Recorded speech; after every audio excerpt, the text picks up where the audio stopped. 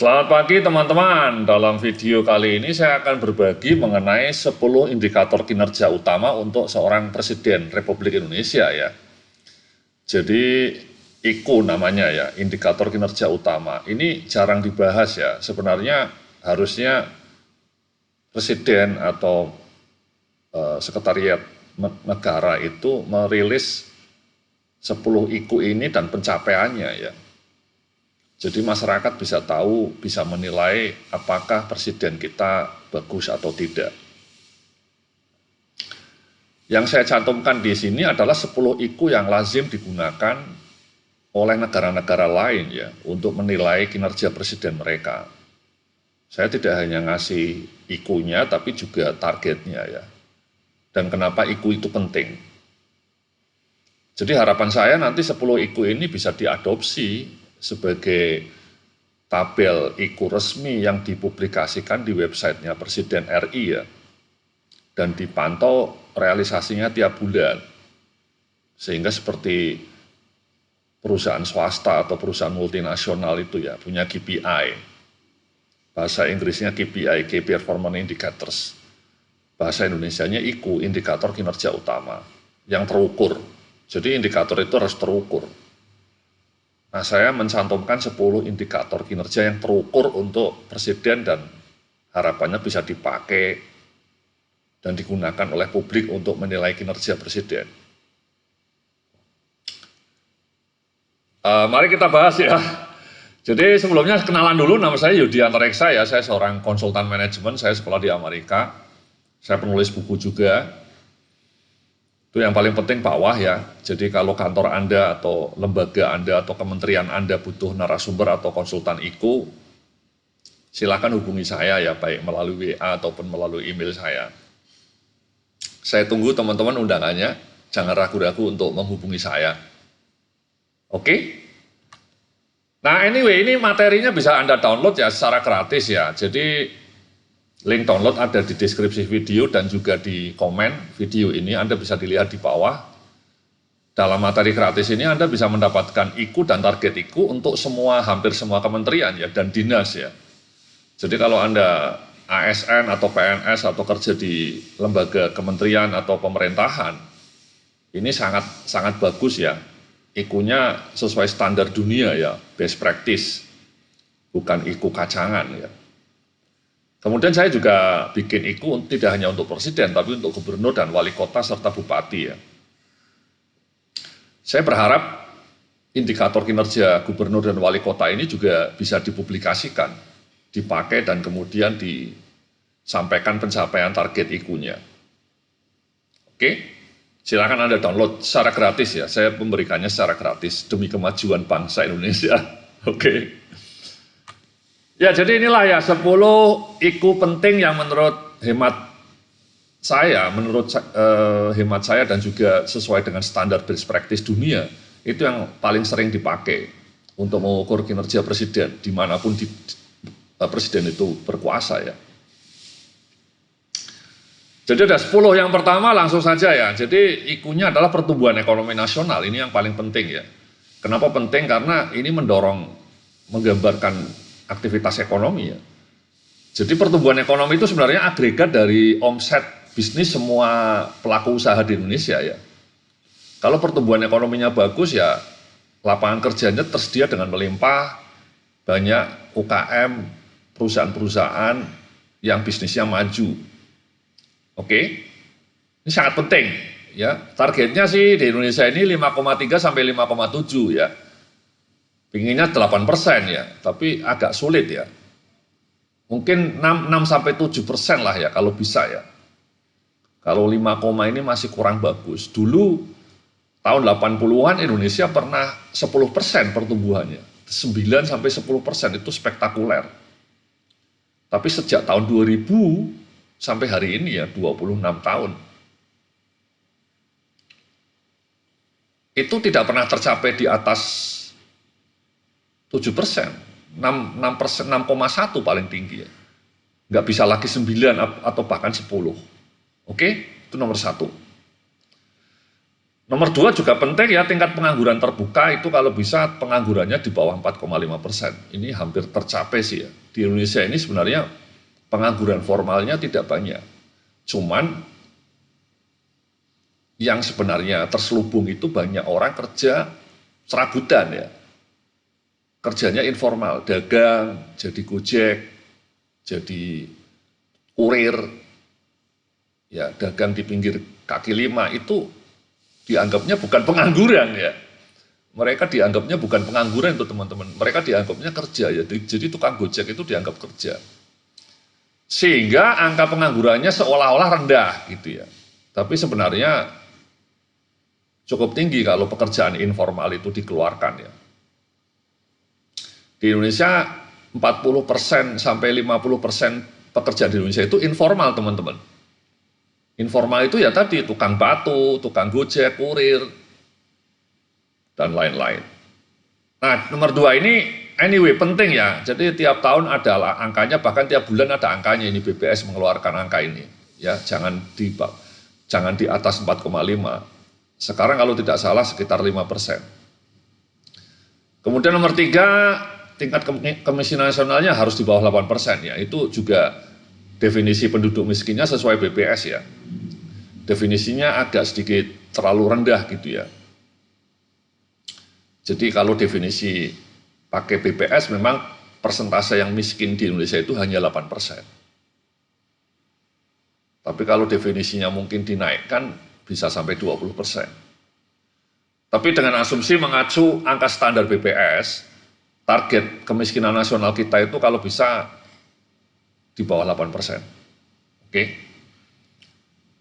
Kemudian rasio Gini, itu mengukur ketimpangan ya, ini penting juga ya. Pertumbuhan ekonomi tidak akan bermakna kalau pemerataannya kurang.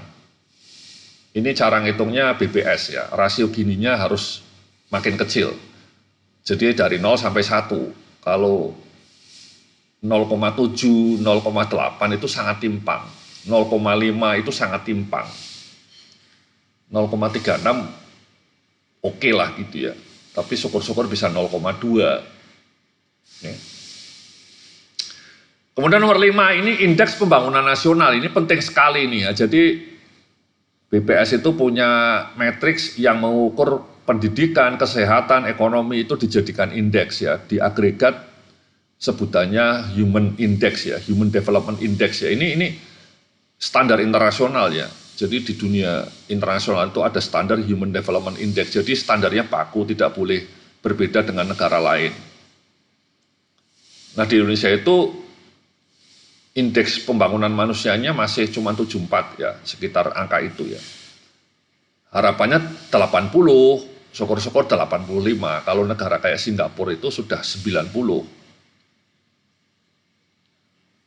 Ya kalau Malaysia kalau tidak salah 85. Jadi nomor 5 ini sebenarnya yang menyeluruh ya. Tidak hanya ekonomi tapi pendidikan dan kesehatan. Ini nomor 5 ini menurut saya yang paling penting. Oke. Kemudian nomor 6 ini realisasi investasi ya, untuk mendorong pertumbuhan itu sangat penting. Realisasi investasinya di Indonesia targetnya kalau bisa 2.000 sampai 2.500 triliun per tahun.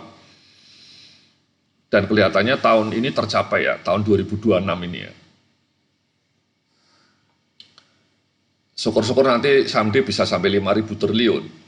Karena investasi ini yang membuat pertumbuhan ekonomi jalan, dan yang kedua penganggurannya menjadi makin rendah. Pertumbuhan ekonomi stagnan kalau investasinya tidak ada. Kalau banyak masalah perizinan, masalah birokrasi, masalah ormas gitu ya, sehingga investasinya tidak jalan, itu bahaya. Ya ini nomor 6 sangat penting ya. Kemudian nomor 7 juga penting, jangan terlalu banyak defisitnya, targetnya di bawah 3% PDB ya. PDB Indonesia itu sekarang sekitar 17.000 triliun. Ya, 17.000 triliun. Jangan sampai di atas 3%. Bahaya Pak, ya Bapak Ibu-ibu ya, kalau nomor 7 ini defisitnya sampai 10%, Indonesia bisa hancur, bisa bangkrut ya, kayak Argentina ya, kolaps. Rupiahnya bisa tembus 30.000. Kalau defisitnya di atas 10%, rupiah bisa anjlok ke 30.000.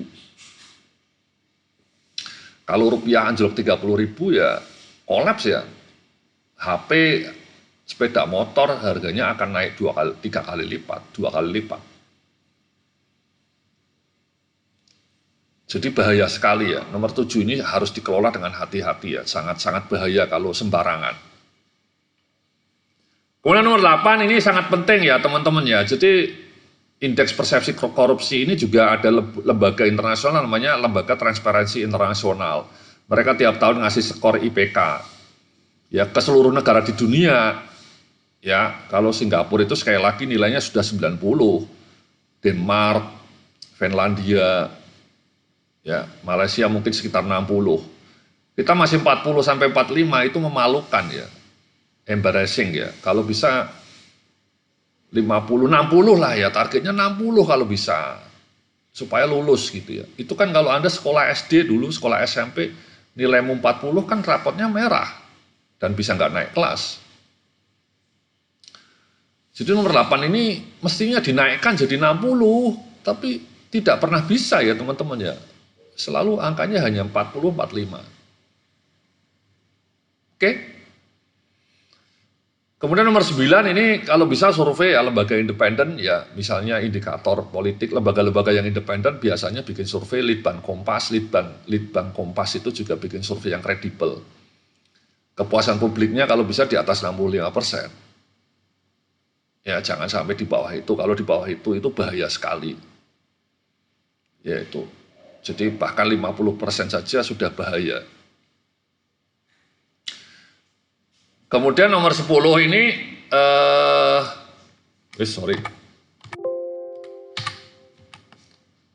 Nomor 10 ini adalah penyelesaian proyek strategis nasional. Ini harus dipilih ya. Misalnya tim presidennya punya 10 proyek strategis gitu ya. 10 proyeknya itu kemudian dilacak tiap bulan milestone-nya ya, progresnya sampai mana gitu ya. Ini penting sekali nomor 10 ini.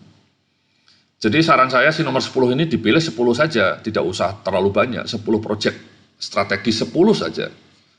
Dari hilirisasi gitu ya, downstreaming, pembangunan pabrik-pabrik hilir, atau pembangunan perumahan, 1 juta rumah gitu ya, yang strategis. Nah kalau bisa 85% tepat waktu sesuai rencananya ya.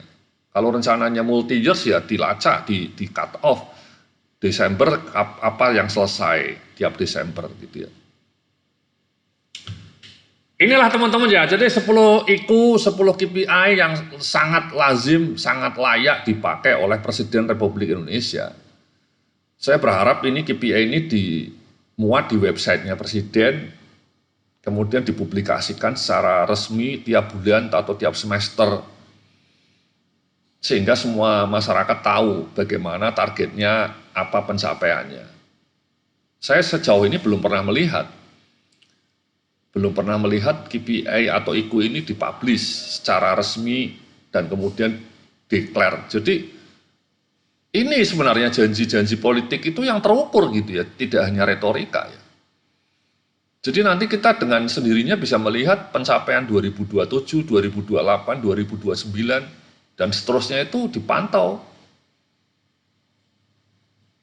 Jadi tiap tahun sama IQ-nya, targetnya mungkin naik, tapi tiap tahun bisa dilacak trennya naik atau turun, gitu kan. Jadi the numbers speak for themselves, jadi nanti angka-angka itu berbicara dengan sendirinya. Gitu ya, Bapak-bapak, Ibu-ibu ya, kalau Anda kerja di kementerian atau lembaga pemerintahan atau di lembaga kepresidenan, tolong sampaikan ini ke tim komunikasi presiden ya, atau tim kinerja presiden ya. Saya berharap sekali saya bisa dihubungi gitu ya, untuk membuat ini dan kemudian memastikan pencapaiannya. Oke, jadi inilah ya, bisa Anda download, kemudian nanti sekali lagi tadi ya realisasinya tiap tahun dilacak, mulai dari tahun 2026 sampai seterusnya, sampai tahun 2030, 2045 pun ya IQ-nya tetap seperti ini sebaiknya. Sampai 100 tahun Indonesia merdeka, IQ-nya sebaiknya sama, cuman targetnya naik terus gitu kan. Jadi misalnya nomor 6-nya 5.000 triliun, kemudian nomor 6-nya, nomor 8-nya bisa naik 70, amin ya, amin ya rabbal alamin ya. Oke, saya rasa seperti itu teman-teman ya. Semoga Kiku ini bermanfaat bagi Republik Indonesia dan Indonesia makin berjaya. Amin. Salam sukses, penuh kemuliaan.